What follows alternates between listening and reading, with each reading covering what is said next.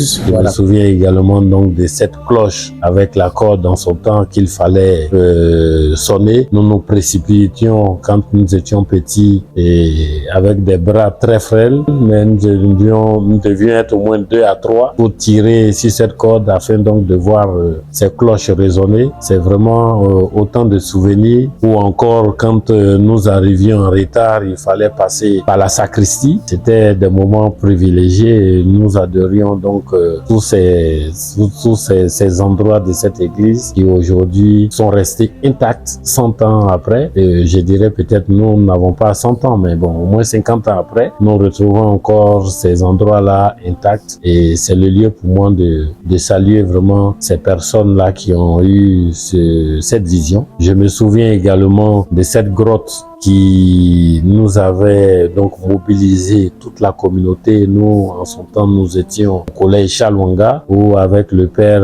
Jean-Marie Soro, il a fallu aller sur des carrières, aller soulever chacun en fonction de son poids, une pierre ici, un édifice ça et là. Et nous sommes venus donc main dans la main bâtir cette grotte. Je me souviens également de ces grandes fêtes où on se retrouvait tous avec les amis pour continuer donc de célébrer, ou encore pendant la Toussaint où il y avait éventuellement ces défilés. Nous quittions l'église en procession pour nous retrouver donc au cimetière pour aller déjà la veille soit nettoyer ou également le jour de la Toussaint pour donc rendre gloire donc au Seigneur, tous ces bienfaits dans nos vies et dans celles de ceux qui nous ont précédés. Parce que 100 ans, ce n'est pas un jour, ce n'est pas une heure, c'est quand même 100 ans. Voilà. Et nous qui avons eu la chance d'être encore vivants et de partager ce moment, il faudra qu'on se mobilise. Je souhaiterais que tout un chacun s'imprègne de cette fête. Parce que 100 ans,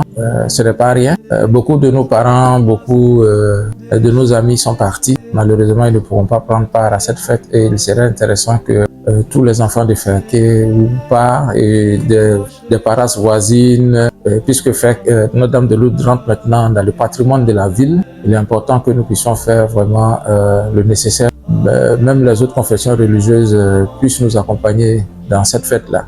Alors, il faudrait que nous soyons mobilisés pour que cette fête-là soit une grande fête, que Notre-Dame de Lourdes mérite cette fête-là.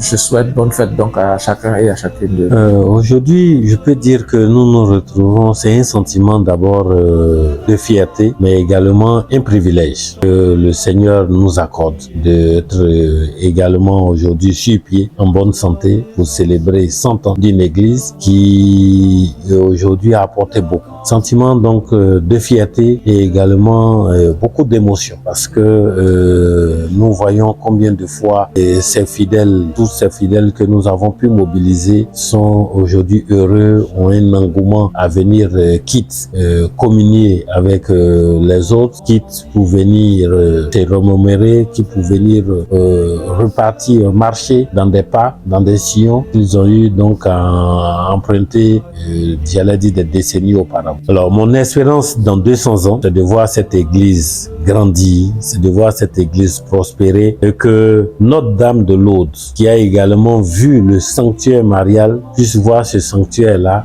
réhabilité et occuper cette place de choix qui est donc dans l'église catholique, surtout dans le diocèse de Ferké, étant entendu que c'était vraiment le centre, par excellence, l'un des centres les mieux outillés et les plus grands qui permettaient ces regroupements diocésains, que ces centres de marial, Monseigneur Wolf puisse également voir ses infrastructures réhabilitées pour lui donner également cette place-là qu'il avait, on peut dire, il y a pratiquement 30 ans en arrière. Vivre un centenaire, c'est une grâce puisque nous avons cette chance. Je ne suis pas convaincu que nos enfants, nos petits-enfants, la première génération auront cette chance. Nous sommes nés, nous avons vu cette église, nous l'avons connue, nous l'avons vu grandir par le nombre de baptisés. Moi, mon numéro, c'est 4512. Je pense qu'on doit être beaucoup plus loin aujourd'hui. Donc, un centenaire, c'est une grâce. Nous devons donc rendre grâce à Dieu pour ce qu'il nous a donné. 100 ans de foi, 100 ans de chrétienté. Et à ce titre, nous avons, sous l'impulsion du curé, eu la mission d'informer, de mobiliser l'ensemble des fidèles chrétiennes et chrétiens de l'église Notre-Dame de Lourdes. Et à cet effet, nous avons donc pu mettre en place un comité qui œuvre au quotidien à la réussite de cet événement. Nous nous sommes fixés comme objectif de réunir environ 2000 fidèles issus de la diaspora, un objectif quasiment atteint, en ce sens qu'en l'espace d'une semaine, de 5 jours plus précisément, nous avions pu donc mobiliser autour de la plateforme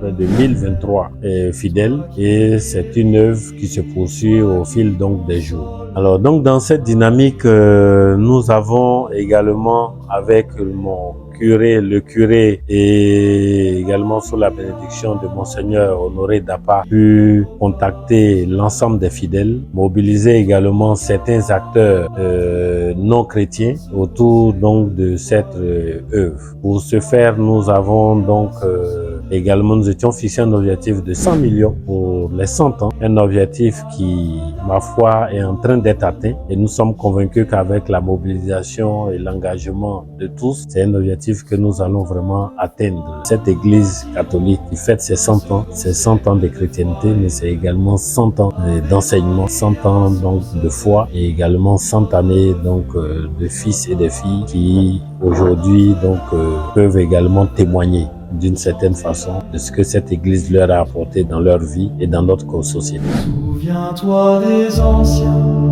leur voix tremblante, leurs cantiques doux, leurs prières ferventes, les baptêmes, les joies, les pleurs, les mariages.